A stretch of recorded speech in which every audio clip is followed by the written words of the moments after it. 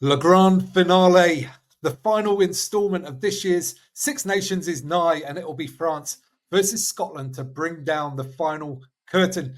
Hello, amateurs. Welcome back to our Six Nations series, and I've got Elko with me again today to discuss this one. Elko, how you doing? ATT, good to see you. Yeah, looking forward to this big one with the championship on the line still. It's still alive, just. It absolutely is still alive.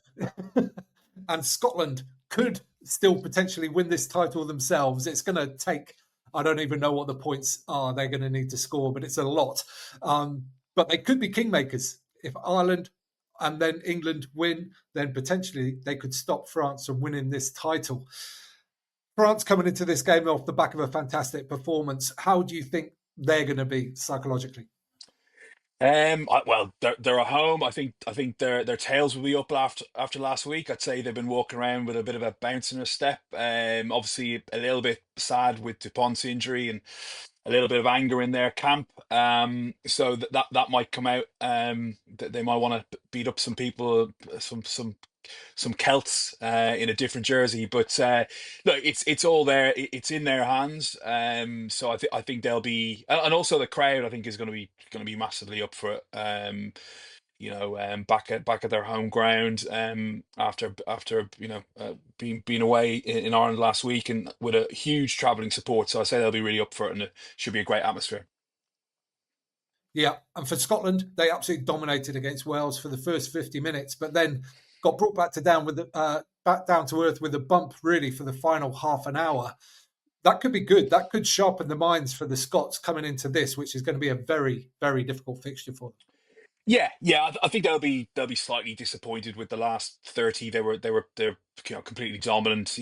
But Gregor took off a couple of players, including Finn, to make sure they're rested for this weekend. So, and that's when the wheels kind of came off. And fair play to Wales, they sort of took their opportunities. But there's probably an element of the game was won, and they're probably had a half an eye on this and not wanting to maybe pick up an injury or something like that. So yeah, they will be disappointed with that, and it will concentrate the mind. But I mean, look, they know that their minds will need to be concentrated against a formidable side. You saw what Ireland what happened to Ireland last week, and it, Scotland know that Ireland did that to them. But anything's possible, and Scotland are due. Scotland are due a big game. They haven't really had one, and only for Finn missing that penalty this could have been the championship decider, the games of inches and stuff like that. So they'll have points to prove. And as we've said in all our pods, this Six Nations campaign, the big tour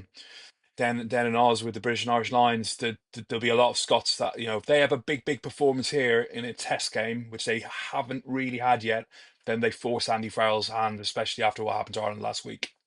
Okay, let's get into selection and talk about the French team first Please. and into the forwards. And it is exactly the same forward pack that started last week. And I thought potentially they might bring Miafu back in. I think he's probably the number one second row, but man, his impact was so good off the bench. And Guillard played well as well. It's hard to disagree with this selection, really. You can't. I think it shows intent. It shows, it gives the guys confidence.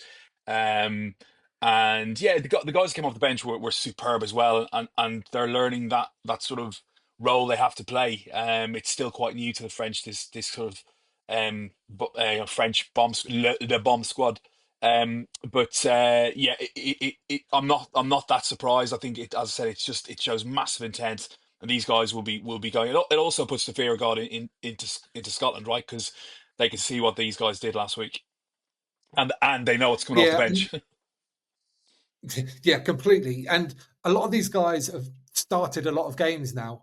So there's a slight worry there for me, but they haven't all played a lot of minutes because they've got a load of big forwards on the bench. There's been a decent amount of shared game time, I would say. So I wouldn't be too concerned about potentially some of these guys running out of steam. Really. Yeah, and also look culturally, the way the top 14 works is and the division below probably too.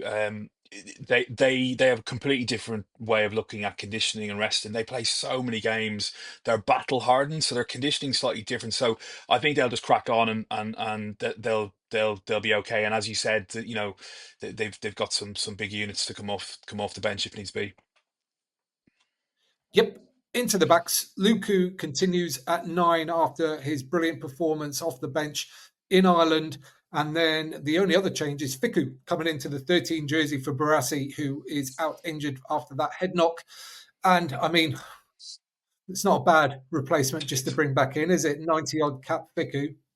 Yeah, we thought there was rumours he might have been fit last weekend. So look, it's great to see him back. You know, he's a superb player, tough, big, strong, powerful, but also can play out the back and can distribute. So yeah, I'm looking forward to seeing him go at it. And him and Mofana is that's a savage centre partnership. You know, it's beastly, and it will create. I think it will narrow Scotland, and I think that the French will look to sort of get their speedsters on the ball. They were so impressive last year. BRE is unbelievable what he can do. I've never seen a kid. I mean, well, having watched some of the videos coming out of England last week, actually, it seems to be sort of the drills they're doing. But the way he is able to run at full pace, drop the ball on his foot, and do a little grubber is just fantastic to see. He's an exceptional talent. He is, and bringing Fiku back as well is, I think, is going to shore up that defence because he is a pretty damn good defender in the 13 channel as well. So something that Scotland like to do is move it into that area. They might get a little less joy there now that Fico's there compared to Barassi. Also in this French backline, there's potential 3 records going to go this weekend. BLBRE is on 7 tries for the tournament and the record's 8. Penaud matched the French all-time try-scoring record last week. So another one this week will take him ahead of Serge Blanco. And Ramos is only 7 points away from the all-time total point scoring record for France. So Wow. there's potentially a lot to celebrate this coming weekend.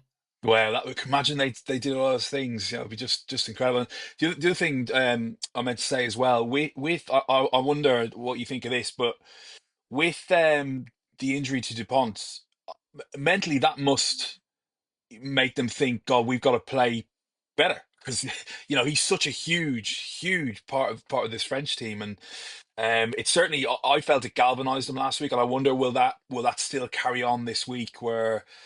You know, and looking at what Dupont said on his socials after was, you know, how much it hurt and that he couldn't be with the team this week, and you know, I'm sure he'll have a part to play in terms of the motivation side of things. But I would imagine they'll all have to. No, I don't mean that in a bad way to Luku, but I'd imagine they'll all probably feel just an extra 5% each man. God, you know, God forbid, but it will galvanise them. I feel. Yeah, I think the emotional change slightly. It will be let's do it for Antoine. Let's make sure we complete this championship for him in his absence. That's the way I see Yeah. that it will be spun and it will work emotionally. Onto the bench, and pretty much all as expected here. Yeah, exactly the same as last week, except for just Le Garrick coming in to take over from Luku. Another 7-1. And I mean, it worked last week. I think they do need, I think it'll have to be 2 or more injuries in the backs for it to really cause them problems. But they managed it last week with no problem whatsoever. Yeah, yeah. I can't remember, was it Geelong went into the centre? I think it was it? Shegu. Sorry, Jegu. Yeah, these guys. Well, it just shows you the way they're really pushing this, you know, typical French way that their forwards can play. You know, they can offload, they can defend.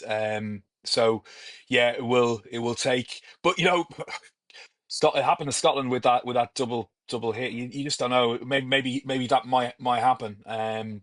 But it is it's a formidable bench there, and it is it's worrying. As soon as you see that number 19, you're like, oh my God. And Henshaw couldn't even run around him, so he's quick as well, right? So yeah, not good. That was exactly the point I was just going to make. Yeah, like all these massive forwards, yeah, they can still defend and run like backs anyway, so it doesn't really matter. Okay, onto the Scottish team here and the forward pack. Yeah, some changes in here. Gregor Brown comes in for Richie Gray. Dempsey is out with a hamstring injury, so he's been replaced by Ferguson, and I think everybody else there is the same. Yes. So a good, big, strong Scottish pack with a little bit of fresh blood in there as well. Yeah, it's good. I mean, these guys just gonna have to be it must be horrible knowing what's coming down the line, right? But it is a man test, isn't it? They're just gonna have to stand up. I like their front row. I think they're good. Schumann, obviously, we know is good in the loose as well, and their back row. I love that back row. It's got such a nice balance to it. So, and it will be important. You don't know. Look, maybe last week might have taken a lot out of France emotionally. And how do you get up for that a week later? Um, if any team has got the game plan, and we've seen it in years before recently, to match them and take them on, and we'll get into the backs in a second. These guys can, which is weird to say when for some reason they can't do it against my old team Ireland. But yeah, it's a nice balance to this, and as you said, there's a bit of freshness in there as well. Yeah, and I think in with that phrase you use, man test, I think Matt Fagerson is exactly the man to have in that pack. He bristles with aggression and size and confrontationality, and I think he is going to have to lead this pack in those regards this weekend. Okay, into the backs, and yeah, exactly same as last week, isn't it? This Yeah, is basically the starting back line now in Tuipulotu's absence.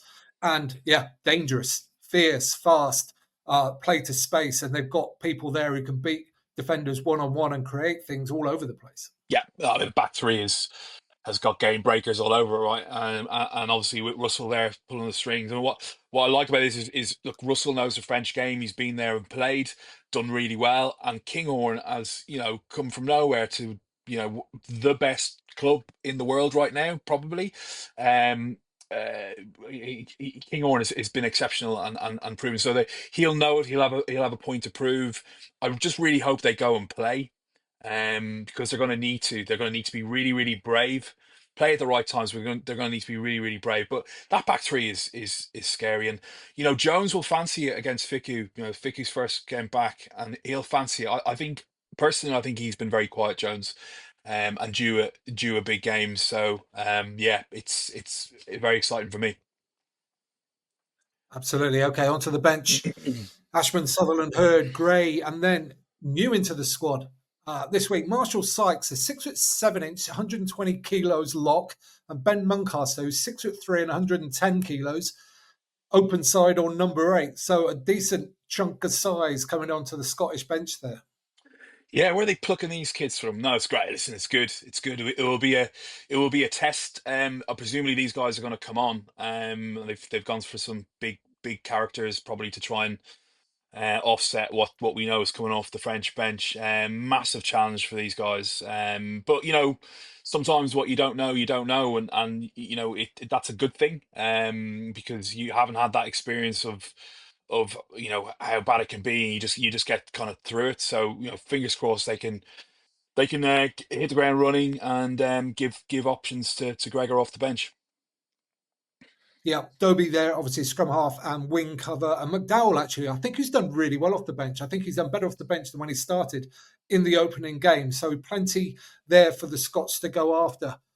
Okay, in terms of how this game will go, I think you just nailed part of it there in saying that Scotland are going to have to go and play. I completely agree. It's hard to not think the French are going to score 25 plus points, certainly. So that means Scotland have got to go and get 3, 4, maybe 5 or 6 tries.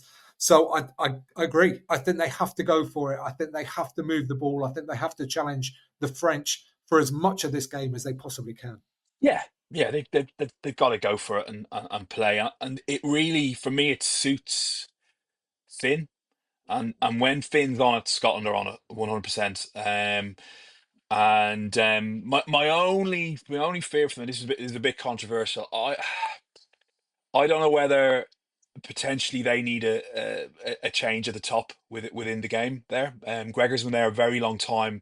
They've kind of stagnated a little bit. I just wonder sometimes when that happens, if the players feel that and they can't get up for it, that can be quite dangerous. However, caveat that it's Lions year. Scotland are due a big game. They haven't had. Normally, it's against England in the Calcutta Cup. They normally have an absolute stormer. They haven't had that this season, and I do feel it's coming. And I quite fancy them actually. I'm actually going to predict a Scottish win. Um, with your thinking, that means they're going to have to score more than 25. So I reckon it's going to be something like a 29-25, maybe with a drop goal at the end from somebody on the Scottish team. Yeah, one of the forwards maybe that'd be nice. Um, I can't, I can't think that Scotland will win this. They've got a chance, of course, they've got a chance, but they're going to need a lot to go right. They're going to need everything to stick in attack. Which, to be fair, actually, it has done for them this tournament so far. Once they've got into gear, once they've been playing, everything's like they've been really efficient with scoring points. So if they can do that and they can control possession and territory a little bit, then they've definitely got a chance. And they also, of course, and this goes without saying, they have to hope that France are just somehow emotionally not in the right place. Maybe the expectation's too great. Maybe last week was such a huge focus to go to Dublin and win, Exactly. and especially in the way that they did. There's naturally just a lowering of emotions. It's very difficult to bounce back from that. Scotland are going to have to hope for all of these things and play well themselves, I believe, to get the win. It is possible, but I don't see it happening. I think France will have too much. I think they'll have enough of this game, and their quality and their size and their ability to move the ball to space will be too much. And I think Scotland will score a decent number of points, but I think France will end up winning something like 43-21, something like that. Oosh. Yeah. Yeah, I think look, I haven't seen what the betting shops have it at. I presume it's going to be quite a big stretch, but yeah, I think it will rely on Scotland hitting their straps and every man having an absolute 10 out of 10 game really and stuff to go for them, and for France to be off it. Um, Probably, we were saying earlier on as well with how France might be feeling about Dupont. It's quite interesting, I suppose, the psychology of Scotland because he's not there. That will give them. He is that important and that amazing that could give them some confidence. So they'll need confidence. They'll need to play. And yeah, I'm going to stick with it. My heart. I'd love to see Scotland turn them over just for the tournament as well. It'd be fantastic. But then the other psychological thing is if the Scots know that England have won beforehand, if they do win, how would they feel about going to Paris, winning the game, and handing the title, the Six Nations title, to England? That might be a challenging thing for them. Can you imagine? Yeah, I don't know. It's good. It's a very good point.